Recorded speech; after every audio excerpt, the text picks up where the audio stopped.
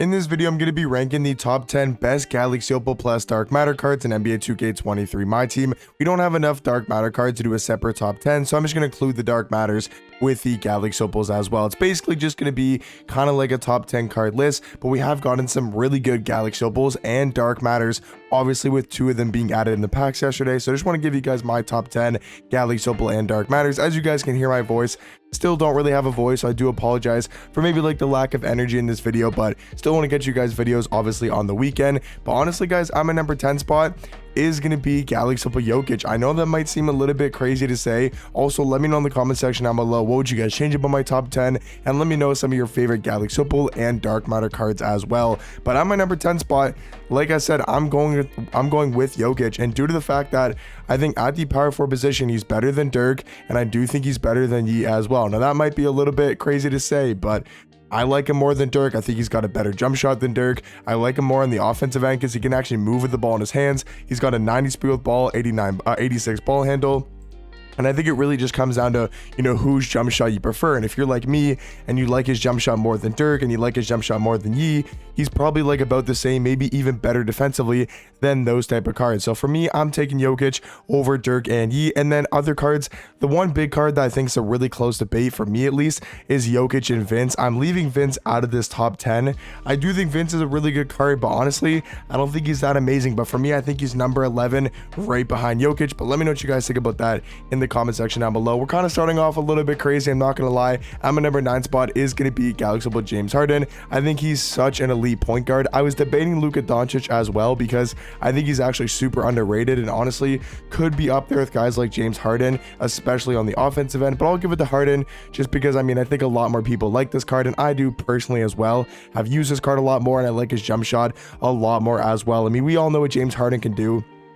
Such a good offensive card, able to knock down threes at a very high level, has some very good dribble sigs. Like, that's probably one of the best things about this card is definitely going to be his movement. So offensively, all around, I think he's going to be the 9th best Galaxy Opal with obviously the Dark Matters as well. Now coming in at the number 8 spot, I do believe it's going to be Scotty Pippen because he has such good value at the small forward and the shooting guard spot. That's probably my favorite thing about Scotty is just his versatility, because he can potentially be the 2nd best, 3rd best small forward, whatever you want to call it. And then he can also be the 2nd or 3rd best, maybe even the best shooting guard in the game. So he's super versatile in that sense. And he's obviously going to be an amazing lockdown defender. 98 steal, 98 lateral quickness, 98 perimeter, 91 interior defense with an 87 block. So obviously we know Pippen going to be a very good all-around defender. And then offensively, he's got a great jump shot. If you guys use his level 40 from season 1, you'll know he has an amazing jump shot. And that was with his release on normal. And now he does have it on quick timing. So he's got a great jump shot, really good defender, also good at going to the basket,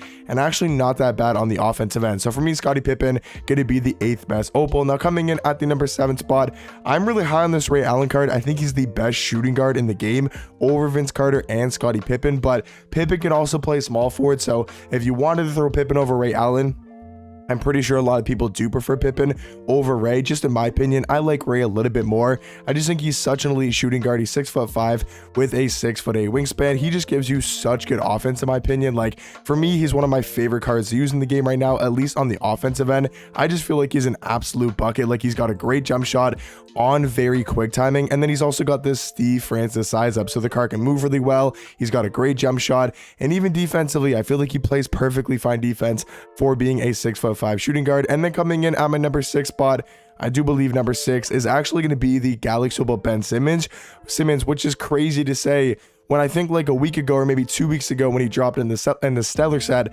I had him as like the number 2 card in the game, which this is basically just a top 10 card list, kind of like similar, right? But Ben Simmons is all the way at number 6. Like, I still think he's an amazing card, but that just goes to show how many good cards we've gotten yesterday and over the past couple weeks. But Ben, very good point guard. He's 6'11", plays really good defense. That's pretty much all you need to know about Ben Simmons. And then at number 5, I do think it's actually going to be Galaxy Opal KG, which is also crazy because I think, before yesterday, he was probably like the 2nd or 3rd guy on this list. But for me, I think KG is the best power forward in the game. He's 6'11" with a 7'2" wingspan. Such a good power forward with a 97 block, 95 interior defense, also having a 90 steal and a 90 perimeter. I still do think You know, Jokic is not close to a guy like KG, but I think guys like Jokic and Dirk can definitely compete with a card like Kevin Garnett, but he is so nice on the offensive end. The fact that he's got the LaMelo Ball base, and they actually gave him some very good dribble sigs. So for me,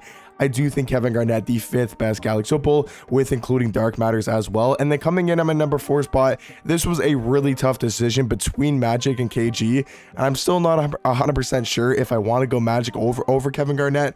Like I said, I think I'm going to give it to Magic because I do believe he's the best point guard in the game. I also think KG is the best power forward, so they're both the best cards at their specific position, but I just think Magic might be overall a better card because he's so dominant with that Steve Francis size up. He's got his jump shot now and quick timing. So the only flaw with this Pink Diamond Magic was the fact that he had a slow jump shot. It's still not great even though it's on quick, but the problem with this Pink Diamond Magic was he had a slow jump shot and he could not move at all.